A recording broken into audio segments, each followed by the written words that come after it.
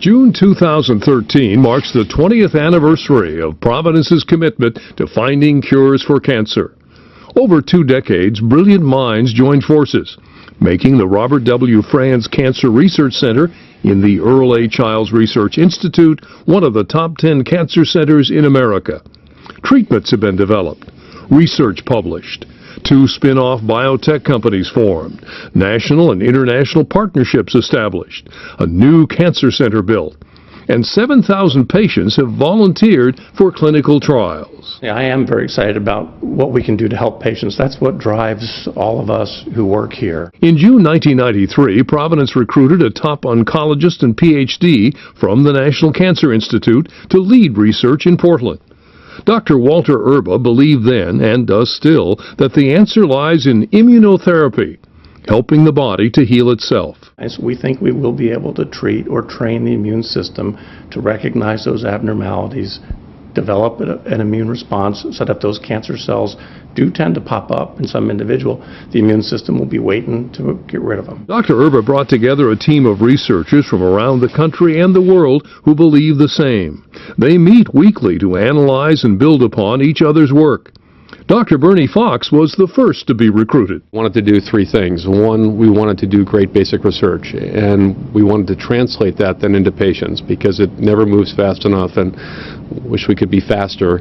And the third thing was to train that next generation of translational investigators. When Dr. Brendan Curti came to Providence, immunotherapy was a subject of considerable skepticism.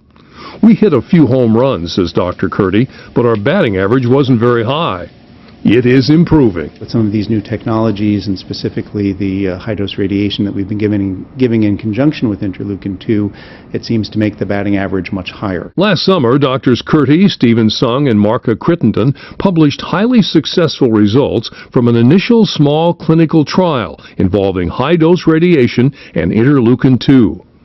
The majority of late-stage melanoma patients in that trial, including Salem husband, father, and dentist Chuck Howard, are now cancer-free. They had found that almost all the tumors had shrunk or were shrinking, and there's only some scars left in my liver, and things were just doing very well.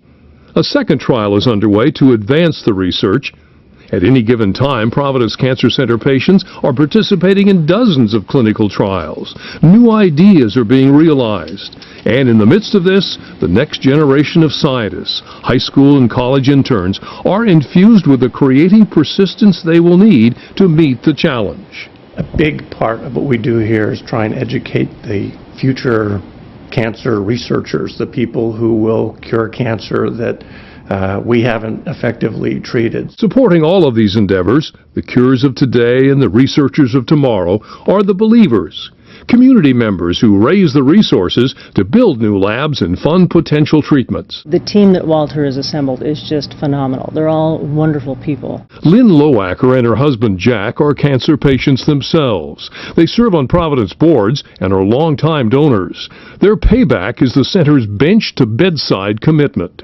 That great continuity and connection straight from what they discover here to the patient, and that's not done everywhere. Every member of the Providence Cancer Research team agrees. This is about the patients, 7,000 and counting, who volunteer for clinical trials. They're the brave ones, they're the heroes, they're the ones that step forward and take things that have never been given to a human being before in some cases. And still at the end, the most common comment is, well, it may not help me, but if it doesn't help me, I know you'll learn something important that may help my kids, my grandkids, or somebody else's children. Because of them, in 20 years, Providence has taken major strides on its journey to cure cancer, a destination which now appears even closer.